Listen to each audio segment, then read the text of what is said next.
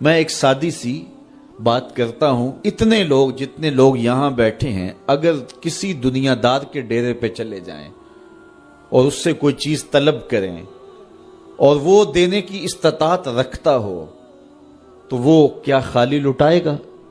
وہ کہے گا اتنے لوگ آگے ہو تو ڈیرہ داری کی شان کے خلاف ہے کہ میں ان کو خالی لٹاؤں۔ تو جب یہ دنیا دار خالی نہیں لٹاتا تو رب کیسے خالی لٹائے گا؟ جب بندے اس کی دہلیز پہ چل کے آ جائیں تو وہ بندوں کی ضرورتوں کا کفیل ہے اور ان کے ہر درد کو جانتا ہے اور ان کی ضرورتوں کو پورا کرتا ہے۔ علماء نے کہا دعا ہر صورت قبول ہوتی ہے، یا تو یہ ہے کہ فوراً قبول ہو جاتی ہے، جو مانگا فوراً مل گیا، اور کبھی ایسا ہوتا ہے کہ فوراً نہیں ملتا، حکمت ہوتی ہے اور فوری دینا مناسب نہیں ہوتا تو اس کو فوری نہیں دیا جاتا، لیکن دعا بعد میں کچھ عرصے کے بعد اس کی ڈیمانڈ پوری کر دی جاتی ہے۔ اور کبھی ایسا ہوتا ہے نہ فوری دیا جاتا ہے نہ بدیر دیا جاتا ہے، اس دعا کو ذخیرہ کر لیا جاتا ہے اور حشر کے دن اس کا بدلہ دیا جائے گا۔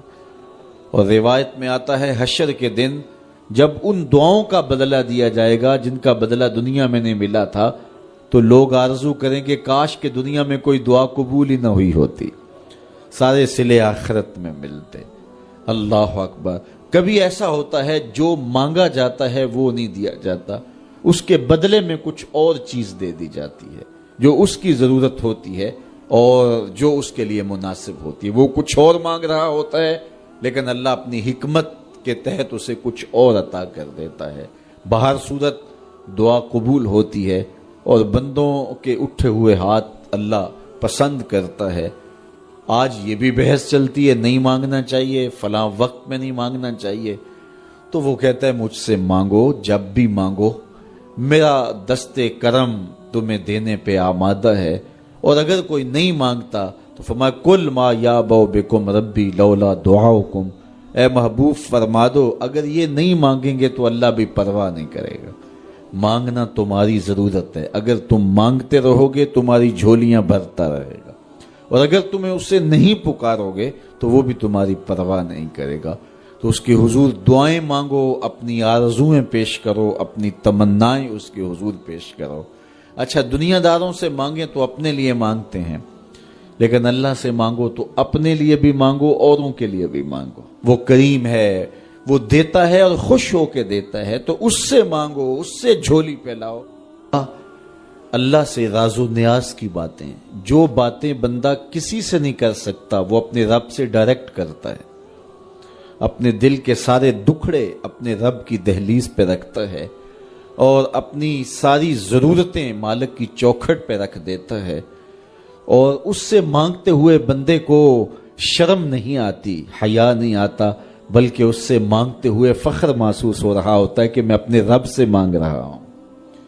کسی اور سے مانگیں تو جھجک لگتی ہے، لیکن مالک سے مانگیں تو اپنائیت کا احساس ہوتا ہے کہ میں اس سے مانگ رہا ہوں، اس لیے کہ وہ ہمارا رب لگتا ہے، ہمارا اس سے ربط کتنا گہرا ہے۔ مسجد نبوی کا ایک کونا تھا اور ایک بندہ وہاں بیٹھ کے دعا مانگ رہا تھا۔ اس کے دعا کے لفظوں پہ غور کیجئے، اے اللہ میں تجھ سے اس لیے مانگتا ہوں کہ تو میرا اللہ ہے، تیرے علاوہ میرا ہے بھی تو کوئی نہیں۔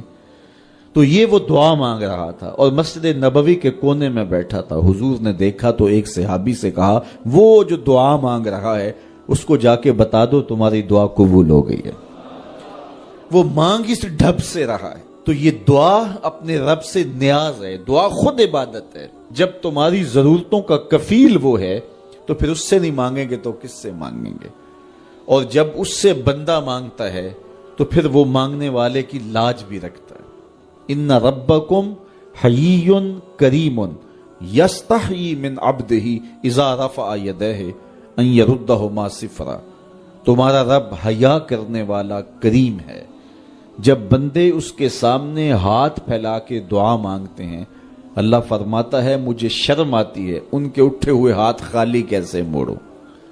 جب انہوں نے مجھ سے مانگا ہے تو میں نے بھی نہ دیا تو کون دے گا؟